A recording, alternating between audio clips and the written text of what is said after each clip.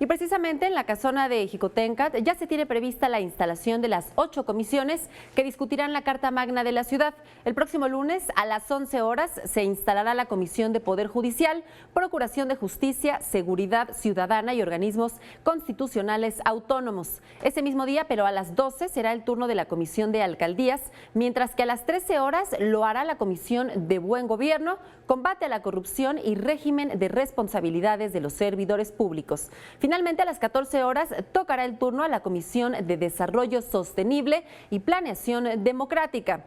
El martes 18 serán instaladas las otras 4 comisiones. A las 10 horas, la Comisión de Carta de Derechos. A las 11, la Comisión de Pueblos y Barrios Originarios y Comunidades Indígenas Residentes.